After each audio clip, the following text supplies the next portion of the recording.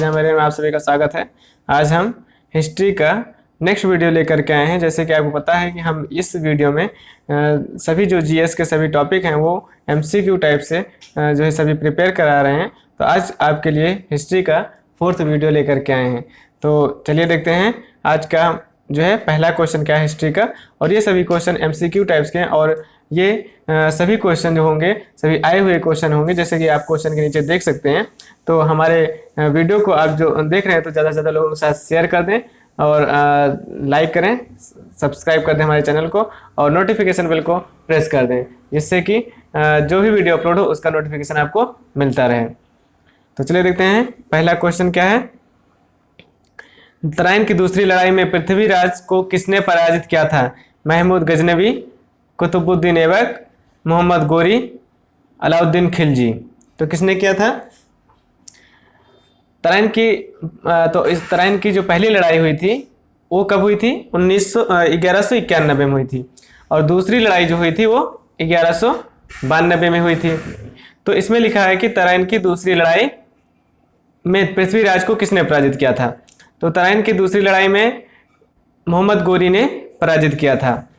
तो तराइन की पहली लड़ाई 1191 में मोहम्मद गोरी और पृथ्वीराज चौहान के बीच हुई थी और इसी मैदान पर जो दूसरी लड़ाई जो है 1192 में हुई थी। तो प्रथम युद्ध में पृथ्वीराज चौहान जो है जीत गए थे और दूसरे युद्ध में पृथ्वीराज चौहान को मोहम्मद गोरी ने हरा दिया था। तो मोहम्मद गोरी की विजय हुई थी। इस तरीके से हम कह सकते हैं कि तराइन की दूसरी लड़ाई में पृथ्वीराज चौहान को मोहम्मद गोरी ने पराजित किया था। ओके, तो ऑप्शन नंबर सी सही होगा, मोहम्मद गोरी। चलिए नेक्स्ट क्वेश्चन पे आते हैं। पृथ्वीराज चौहान को मोहम्मद गोरी ने किस युद्ध में हराया? वही क्वेश्चन जो मैंने ऊपर बताया उसी का आंसर। तराइन का जो पहला युद्ध 1191 में, तराइन का दूसरा युद्ध 1192 ईस्वी में और चंदावर 1193 ईस्वी में, रणथंभौर 1195 ईस्वी में। तो पृथ्वीराज चौहान और मोहम्मद गोरी के बीच दो लड़ाई, तराइन के प्रथम और तराइन की द्वितीय युद्ध हुआ था। तो तराइन के द्वितीय युद्ध में 1192 में पराजित किया था। तो ऑप्शन नंबर बी सही होगा। Next question. किस लड़ाई ने मोहम्मद गोरी के लिए दिल्ली क्षेत्र खोल दिया? तराइन की पहली लड़ाई, तराइन की दूसरी लड़ाई, खानवा की लड़ाई, पानीपत की पहली लड़ाई। तो किस लड़ाई ने मोहम्मद गोरी के लिए दिल्ली क्षेत्र खोल दिया था? ऑप्शन नंबर इसमें बी सही होगा, तराइन की दूसरी लड़ाई में। कैसे कि 1192 जो तराइन का दूसरा युद्ध हुआ था उसमें मोहम्मद गोरी के लिए दिल्ली क्षेत्र खोल दिया गया था। इस युद्ध में मोहम्मद गोरी ने इस क्षेत्र पर शासन करने वाले जो पृथ्वीराज चौहान थे उनको पराजित करके और इस क्षेत्र को पूरी तरीके से हासिल कर लिया था, अपने अधिकार में कर लिया था। तो इसलिए तराइन की इसमें कौन सा हो जाएगा? तराइन की दूसरी लड़ाई, ऑप्शन नंबर बी सही होगा। नेक्स्ट क्वेश्चन चलते हैं। तराइन का द्वितीय युद्ध किसके बीच लड़ा गया था? अभी बताया था, जैसे सिकंदर तथा पोरस, जयचंद तथा मोहम्मद गोरी, अकबर तथा हेमू, मोहम्मद गोरी और पृथ्वीराज चौहान। तो किसके बीच हुआ था? मोहम्मद गोरी और पृथ्वीराज चौहान के बीच। नेक्स्ट क्वेश्चन पे आते हैं। निम्नलिखित में से किस राजपूत राजा ने मोहम्मद गोरी को पहली बार हराया था? तो मोहम्मद गोरी को कौन सा राजपूत राजा था जिसने पहली बार हराया था? तो मोहम्मद गोरी को पहली बार हराने वाला जो अनिल वाड़ के शासक थे। कहाँ के शासक थे? अनिल वाड़ के शासक भीम द्वितीय 1178 ईस्वी में हराया था। ठीक है, तो क्या बोलते हैं उसको? भीम द्वितीय ने हराया था, जिसको बोलते हैं Baghel Bhim. Option number B सही है। नेक्स्ट क्वेश्चन पे आते हैं। निम्नलिखित में से किसका मिलान सही किया गया है? व्यक्ति और घटना की है। सुल्तान महमूद सोमनाथ को लूटना, मोहम्मद गोरी सिंह पर विजय, अलाउद्दीन खिलजी बंगाल में विद्रोह और मोहम्मद बिन तुगलक चंगेज खान का आक्रमण। तो इसमें जो है ऑप्शन नंबर सी जो है केवल एक, मतलब पहले में सुल्तान महमूद जो है सोमनाथ को, सुल्तान महमूद गजनबी जिसको बोलते हैं महमूद गजनबी ने सोमनाथ मंदिर को लूटा था और बाकी जो सही है वो सही नहीं है। तो इसमें सुल्तान महमूद ने सोमनाथ को लूटा था। ऑप्शन नंबर सी सही होगा। केवल एक जो है फर्स्ट नंबर जो है वही सही मिलान किया गया है। नेक्स्ट पे आते हैं।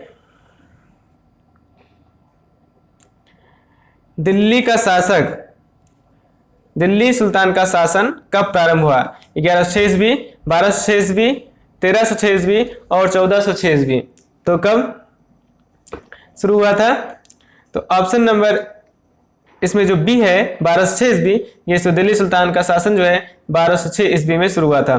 तो दिल्ली सल्तनत का जो शासन 1206 ईस्वी में से शुरू हुआ और इसी वर्ष में जो है मोहम्मद गोरी की जो है मृत्यु हो गई थी। और मोहम्मद गोरी के बाद जो है कुतुबुद्दीन ऐबक जो था उसको जो है लाहौर में राज्यारोहण किया गया था और ये दिल्ली का पहला तुर्क शासक था और भारत में तुर्की राज और दिल्ली सल्तनत का संस्थापक भी माना जाता है इसको। कुतुबुद्दीन ऐबक को भारत में तुर्की राज स्थापित करने वाला और दिल्ली सल्तनत का संस्थापक भी माना जाता है। ऑप्शन नंबर बी सही होगा 1206 ईस्वी में। ओके, नेक्स्ट क्वेश्चन है कि निम्नलिखित में से किसने दिल्ली की सल्तनत पर राज नहीं किया था? गुलाम वंश, सैयद वंश, खिलजी वंश और गोरी वंश। तो किसने जो है दिल्ली पर राज नहीं किया था? सैयद वंश। तो दिल्ली सल्तनत का काल जो 1206 से 1526 ईस्वी तक का काल माना जाता है। इसमें कौन कौन से गुलाम वंश, खिलजी वंश, तुगलक वंश, सैयद वंश और लोधी वंश थे, जबकि जो गोर वंश का संस्थापक मोहम्मद गोरी की मृत्यु 1206 ईस्वी में हो गई थी। इस तरीके से स्पष्ट होता है गोर वंश ने कभी दिल्ली पर राज नहीं किया था। ठीक है, तो ऑप्शन नंबर डी सही होगा इसमें, गोरी। नेक्स्ट है अजमेर में 2.5 दिन का झोपड़ा किसने बनवाया था? तो option number A Qutubuddin Aibak, Alauddin Khilji, Balban और मोहम्मद बिन तुगलक। तो किसने बनाया था 2.5 दिन का झोपड़ा? ऑप्शन नंबर ए सही होगा इसमें, कुतुबुद्दीन ऐबक ने। तो कुतुबुद्दीन ऐबक ने 2.5 दिन का अजमेर में 2.5 दिन का झोपड़ा नामक मस्जिद बनवाई थी और इन्होंने संस्कृत विद्यालय के स्थान पर, और ये जो है किसके? संस्कृत विद्यालय के स्थान पर बनाया गया था। और कुतुबुद्दीन ऐबक ने क्या बनाया था? कुब्बत उल इस्लाम, जिसको बोलते हैं कुतुब मीनार भी बनवाया था। तो ऑप्शन नंबर ए सही होगा। नेक्स्ट निम्नलिखित में से काल के अनुसार रखना है तुगलक, लोधी, सैयद, इलवरी और खिलजी। तो सबसे पहले आता है इलवरी तुर्क 1210 से 1266, फिर आता है खिलजी वंश 1290 से 1320, फिर आता है तुगलक वंश 1320 से 1414, फिर सैयद वंश 14 से 51 ईस्वी, फिर आएगा लोधी वंश 1451 से 1526 ईस्वी तक। इसमें कौन सा ऑप्शन सही होगा? 4, 5, 1, 3। 4 मतलब इलवरी, खिलजी, लोधी वंश, सैयद वंश और तुगलक वंश। तो ऑप्शन नंबर इसमें डी सही होगा। नेक्स्ट है किस शताब्दी में दिल्ली का कुतुब मीनार बनाया गया था? 12वीं शताब्दी में, 13वीं शताब्दी में, 14वीं शताब्दी में और 11वीं शताब्दी में। तो किस शताब्दी में दिल्ली का कुतुब मीनार बनाया गया था? 13वीं शताब्दी में। कुतुब मीनार के निर्माण का जो प्रारंभ था उसने निर्माण जो कराने शुरुआत जिसने की थी कुतुबुद्दीन ऐबक ने 1206 से 1210 ईस्वी में जिसने राज किया था उसने किया था, और पूरा करने का कार्य जो है इल्तुतमिश ने किया था। ठीक है, तो प्रसिद्ध जो सूफी ख्वाजा कुतुबुद्दीन बख्तियार काकी के नाम पर ही कुतुब मीनार का नाम रखा गया था। किसके जो है आधार पर नाम रखा गया था कुतुब मीनार का? प्रसिद्ध सूफी ख्वाजा कुतुबुद्दीन बख्तियार काकी के नाम पर रखा गया था और 13वीं शताब्दी में इसको बनवाया गया था।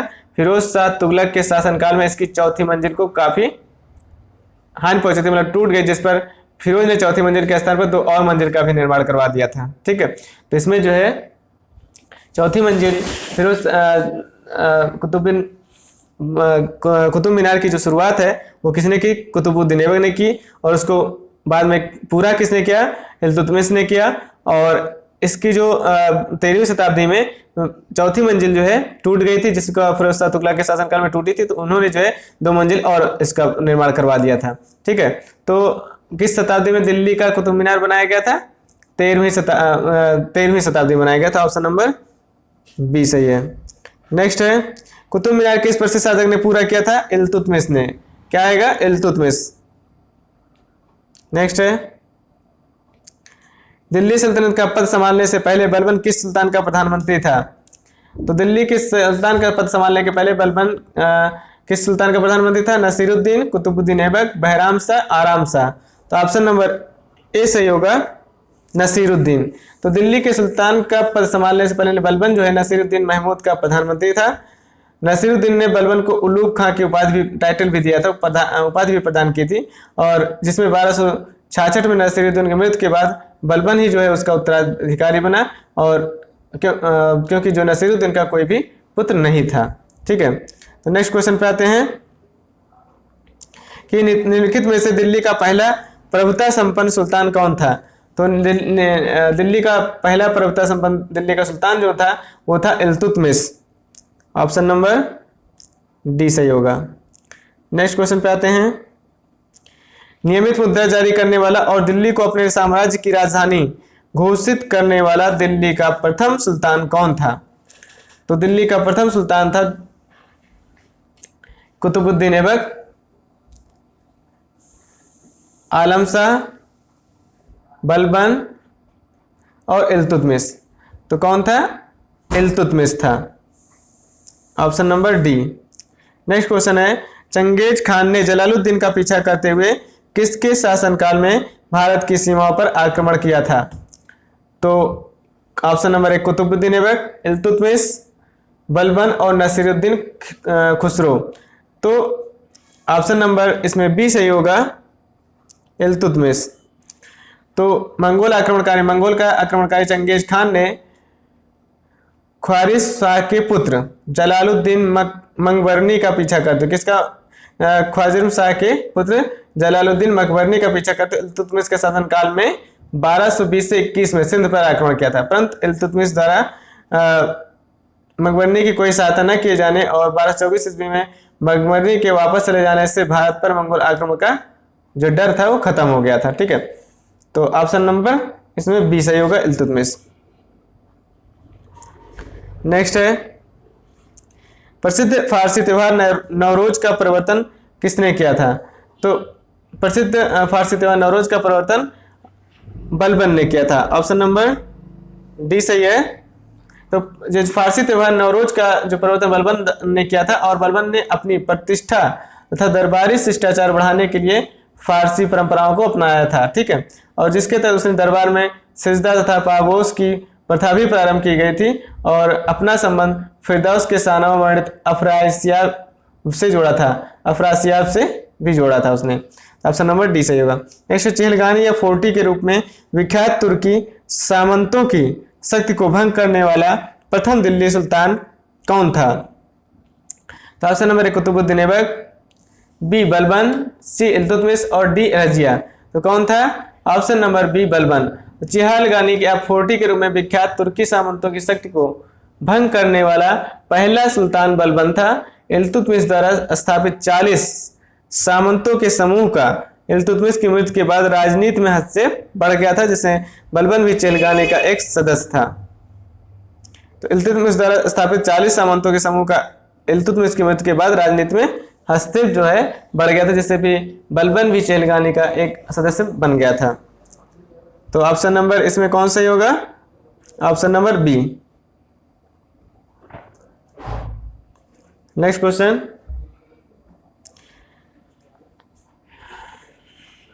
चहलगानी या फोर्टी के रूप में विख्यात तुर्की सामंतों की शक्ति को, ये मैंने बता दिया, इसमें है option number B Balban. Next है, रजिया सुल्तान किसकी बेटी थी, अल्तमश की, कुतुबुद्दीन ऐबक की, नसीरुद्दीन की या बलबन की। तो किसकी थी, ऑप्शन नंबर ए अल्तमश की। तो रजिया सुल्तान, तो रजिया सुल्तान गुलाम वंश की शासका थी, वह उत्तर भारत की पहली मुस्लिम शासका थी, और वो इल्तुतमिश की पुत्री भी थी। तो रजिया पर्दा और त्याग कर पुरुषों की तरह चोंगा और कुलाह पहनकर राजदरबार में खुले मुंह से जाती थी, और इन्होंने जो है जो पर्दा प्रथा था उसको भी जो है खत्म कर दिया था। इसमें इन्होंने 1236 से 40 तक इन्होंने शासन किया था। तो ऑप्शन नंबर ए सही होगा, इल्तुतमिश। भारत की महिला शासक कौन थी, पहली महिला शासक, नूरजहां, रजिया सुल्तान, रानी रुद्रमा देवी, रानी जिद्दा। तो कौन सी थी, रजिया सुल्तान। नेक्स्ट है, वे दो वंशज कौन थे जिन्होंने खिलजी शासकों से तत्काल पहले और बाद में शासन किया था। गुलाम तथा लोदी, सैयद तथा लोदी, गुलाम तथा तुगलक, तुगलक तथा लोधी। किसने किया था? ऑप्शन नंबर सी, गुलाम तथा तुगलक। तो खिलजी शासक 1290 से 1320 से पहले गुलाम वंश 1206 से 1290 तक तथा खिलजी वंश शासकों के बाद तुगलक वंश 1320 से 1412 का शासन किया था। नेक्स्ट है, दिल्ली के खिलजी सुल्तान थे मंगोल, अफगान, तुर्क था एक जाट कबीला। तो कौन थे? ऑप्शन नंबर सी, तुर्क।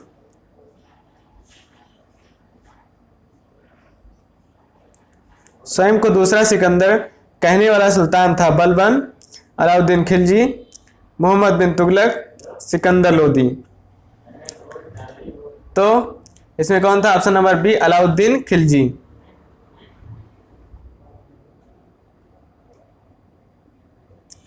नेक्स्ट है, सल्तनत वंश की विशालतम स्थायी सेना जिसका भुगतान सीधा राज द्वारा किया जाता था बनाई थी। इल्तुतमिश ने, अलाउद्दीन खिलजी ने, मोहम्मद बिन तुगलक ने, सिकंदर लोधी ने। तो अलाउद्दीन खिलजी ने अपने शासनकाल में सेना को नगद वेतन, अस्थायी सेना रखने के साथ ही घोड़ा दागने एवं सैनिकों की हुलिया मतलब लिखने की प्रथा भी शुरू की थी। ठीक है, तो सल्तनत वंश की विशालतम अस्थायी सेना जिसका भुगतान सीधा राज द्वारा किया जाता था किसने बनाई थी? इल्तुतमिश ने, अलाउद्दीन खिलजी ने, मोहम्मद बिन तुगलक ने या सिकंदर लोधी ने? किसने बनाई थी? अलाउद्दीन खिलजी ने। नेक्स्ट है, वह सुल्तान कौन था जिसने खलीफा के अधिकार को मानने से इनकार कर दिया था? अलाउद्दीन खिलजी, गयासुद्दीन खिलजी, मोहम्मद बिन तुगलक और कुतुबुद्दीन मुबारक। तो इसमें कौन सा सही होगा?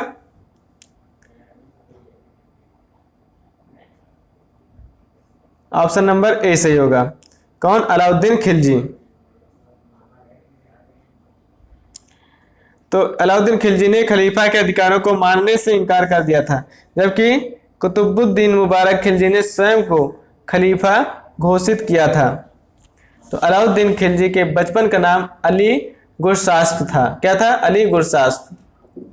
नेक्स्ट पे आते हैं, निम्नलिखित में से किसे भारत का तोता कहा जाता है? हुसैन शाह, अमीर खुसरो, बारबक शाह या नानक?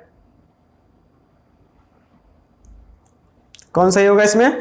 ऑप्शन नंबर बी, अमीर खुसरो को ही तूतिए हिंद अथवा भारत का तोता कहा जाता है, अमीर खुसरो को। तो ऑप्शन नंबर बी सही होगा। नेक्स्ट पे आते हैं, किस कारण से मोहम्मद बिन तुगलक असफल व्यक्ति था? वह विक्षिप्त था, वह व्यवहारिक राजनेता नहीं था, उसने राजधानी दूसरे शहर को बनाया, उसने चीन के साथ युद्ध किया। तो किस वजह से नहीं था? ऑप्शन नंबर 20 में से वह व्यवहारिक राजनेता नहीं था। मोहम्मद बिन तुगलक को असफल व्यक्ति इसीलिए माना जाता था क्योंकि जो है वह एक तरीके का व्यवहारिक राजनेता नहीं था। वह जैसे कि राजधानी परिवर्तन करना, प्रतीक मुद्दा चलाना आज तत्कालीन रूप से अव्यवहारिक अनेक राजनीतिक प्रयोग जो है एक्सपेरिमेंट, बहुत सारे एक्सपेरिमेंट किए थे जो कि एक्सपेरिमेंट असफल रहे और उससे जो है बहुत ज्यादा हानि हुई। तो इसलिए जो है उसे असफल शासक भी सिद्ध हुआ था वो। ठीक, नेक्स्ट क्वेश्चन है, भारत में चमड़े की प्रतीक मुद्रा किसने प्रारंभ की? अकबर, मोहम्मद बिन तुगलक, बाबर और हुमायूं ने। तो किसने की थी? ऑप्शन नंबर बी सही होगा, मोहम्मद बिन तुगलक। नेक्स्ट है, तो भारत में चमड़े की प्रतीक मुद्रा जो मोहम्मद बिन तुगलक ने प्रारंभ की थी। नेक्स्ट है, भारत में तुगलक वंश के बाद कौन सा वंश शासन में आता है? भारत में तुगलक वंश के बाद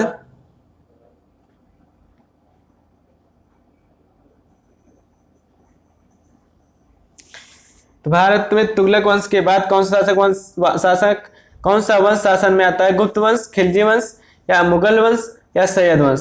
तो दिल्ली सल्तनत पर शासन करने वाला चौथा वंश था सैयद वंश और इस वंश ने 1414 से 1451 तक शासन किया और उन्होंने तुगलक वंश के बाद राज्य की स्थापना की थी। तो ऑप्शन नंबर डी सही होगा, सैयद वंश। नेक्स्ट है, लोधी वंश का संस्थापक कौन था? इब्राहिम लोधी, दौलत खान लोधी, बहलोल लोधी या सिकंदर लोधी? तो कौन सा बहलोल लोधी था? तो लोधी वंश संस्थापक का संस्थापक बहलोल लोधी था। उसने सैयद वंश के अंतिम शासक अलाउद्दीन आलम शाह को अपदस्थ कर हटा करके दिल्ली का सिंहासन प्राप्त किया था।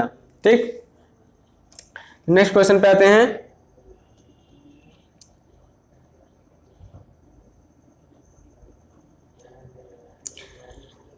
नेक्स्ट क्वेश्चन, निम्नलिखित में से कौन सा सुमेलित है? कौन सा सुमेलित है? अब ऑप्शन है शामसे सिराज आफिफ, तारीख फिरोज शाही, जियाउद्दीन बर्नी तारीख मोहम्मदी, अमीर खुसरो तबाकत ए नासरी और इब्न तुता फतवा ए जहांगीरी। तो ऑप्शन नंबर जो इसमें ए है वही सही शमसे सिराज आफिफ तारीख फिरोज शाही है। जियाउद्दीन बर्नी जो है फतवा ए जहांदारी, और अमीर खुसरो ने किराना उस्तादिन आशिक तुगलकनामा और इब्न तुता रेहला नामक पुस्तक लिखी थी। ठीक, तो इसमें कौन सही होगा? ऑप्शन नंबर ए। नेक्स्ट है, सल्तनत काल में निम्नलिखित में से किस काल की उन्नत सर्वाधिक? चित्रकला, स्थापत्य कला और नृत्य कला और संगीत कला। तो किससे हुई थी? तो इसमें कौन सा ऑप्शन सही होगा? ऑप्शन नंबर बी सही होगा, स्थापत्य कला। तो सल्तनत काल में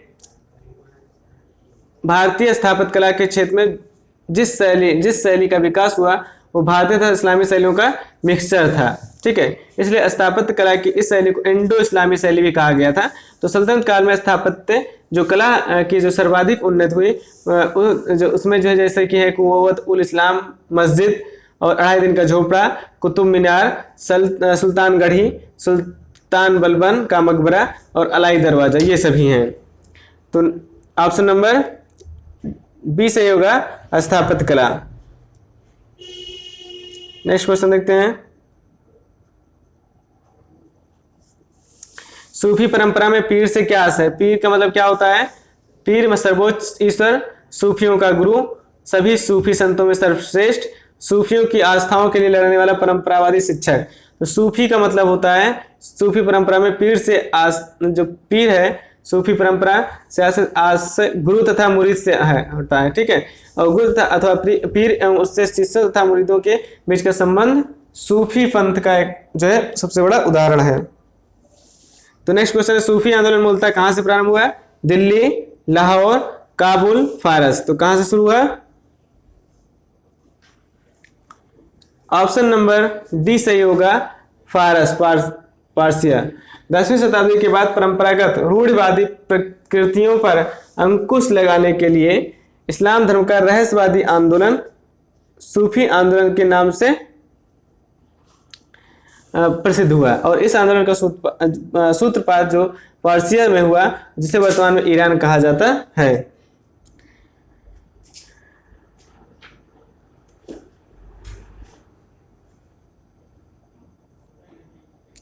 नेक्स्ट क्वेश्चन है, सूफी आदेशों को किस भाग नाम से जाना जाता है? चिश्ती, औलिया, सिलसिला या शुक्रवारदी।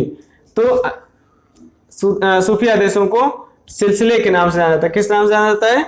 सिलसिला। नेक्स्ट क्वेश्चन है, अमीर खुसरो एक संगीतज्ञ था और सूफी संत, फारसी तथा हिंदी का लेखक और विद्वान था, इतिहासकार या उपयुक्त सभी। तो ये सभी था, उपयुक्त सभी ऑप्शन नंबर डी सही होगा। नेक्स्ट क्वेश्चन है, अमीर खुसरो एक संगीतज्ञ था। चलिए नेक्स्ट देखते हैं।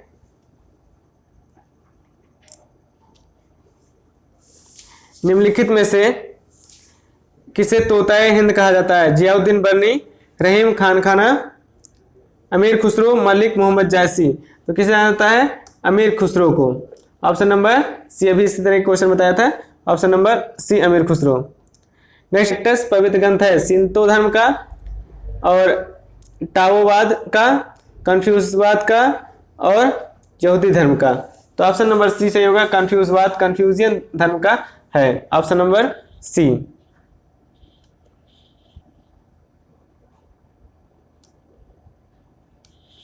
नेक्स्ट, विजयनगर राज्य की स्थापना किसने की थी? तुलु वंश ने, संगम वंश ने और शालू वंश ने या देवराय वंश ने। तो किसने की थी? तो विजयनगर राज्य की स्थापना ऑप्शन नंबर बी संगम वंश ने की थी। विजयनगर राज्य की स्थापना संगम वंश ने 1337 ईस्वी में हरिहर और बुक्का की सहायता से की थी। तो नेक्स्ट देखते हैं।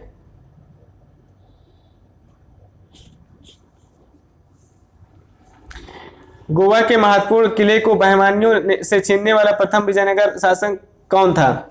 हरिहर सेकंड, बुक्का फर्स्ट, हरिहर फर्स्ट और देवराय सेकंड। तो कौन था इसमें? ऑप्शन नंबर ए सही होगा, हरिहर सेकंड।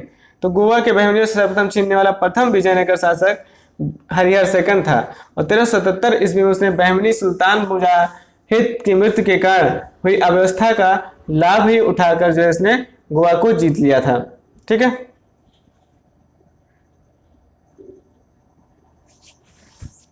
नेक्स्ट क्वेश्चन है, कृष्णदेवराय ने कौन सी पुस्तक लिखी थी?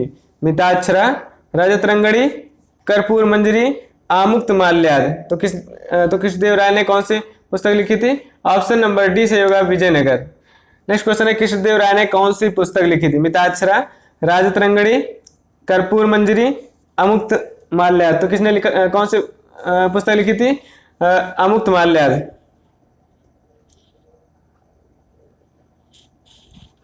नेक्स्ट क्वेश्चन है निम्न में से कौन सी साहित्यिक कृति कृष्णदेवराय ने लिखी थी? कथा सरसागर, कविराज मार्ग, उष्णा परिगामन और अमुक्त माल्याद। तो क्या है, कौन सी साहित्यिक कृति कृष्णदेवराय ने लिखी थी? ऑप्शन नंबर डी सही होगा, अमुक्त माल्याद। नेक्स्ट क्वेश्चन है, हम्पी के स्मारकों के समूह का निर्माण किसने किया? हरिहर और बुक्का, उड्डयन और शिशुनाग, देववर्मन और वैन, मारावर्मन और सिरमारा। तो समूह का निर्माण किसने किया था? हरिहर और बुक्का। तो हम्पी के जो खंडहर है कर्नाटक में, जो अभी प्रेजेंट टाइम में कहाँ है? कर्नाटक में। तो विजयनगर साम्राज्य की राजधानी, पुरानी राजधानी का जो है प्रतिनिधित्व कौन करता था? हम्पी। विजयनगर साम्राज्य की प्राचीन राजधानी का प्रतिनिधित्व करता था और उसने विजयनगर काल में पहले इस शहर में जो स्मारकों के समूह के निर्माण का जो श्रेय है वो भी जो हरिहर और बुक्का के दो भाइयों को जाता है। तो ऑप्शन नंबर ए सही होगा। नेक्स्ट है, निम्नलिखित बहमन शासकों में से बीजापुर में प्रसिद्ध गोल गुंबज का निर्माण किसने किया था? मोहम्मद आदिल शाह, महमूद गवा, यूसुफ आदिल शाह और इस्माइल आदिल शाह। तो इसमें ऑप्शन नंबर कौन सा होगा? तो इसमें होगा ऑप्शन नंबर ए से, मोहम्मद आदिल शाह। कौन सा होगा? मोहम्मद आदिल शाह। नेक्स्ट क्वेश्चन, निम्नलिखित में से राजवंश ने बीजापुर में स्वतंत्र शासन की स्थापना किसने की थी? निजाम शाह, कुतुब शाही, आदिल शाही और इमाद शाही। तो ऑप्शन नंबर सी सही होगा इसमें, आदिल शाही। तो यूसुफ आदिल शाही ने 1489 में बीजापुर और आदिल शाही राजवंश की स्थापना नहीं की थी। ऑप्शन नंबर सी सही होगा। नेक्स्ट क्वेश्चन है, निम्नलिखित में से किसने बीदर में मदरसे का निर्माण कराया था? इस्माइल शाह, महमूद गवा, अहमद शाह और हसन गंगू।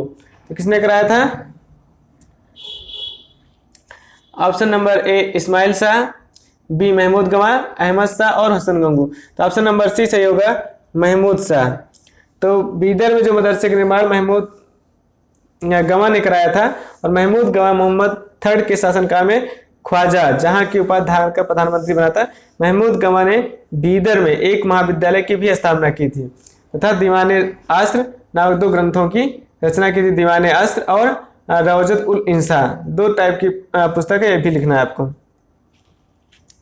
नेक्स्ट क्वेश्चन है,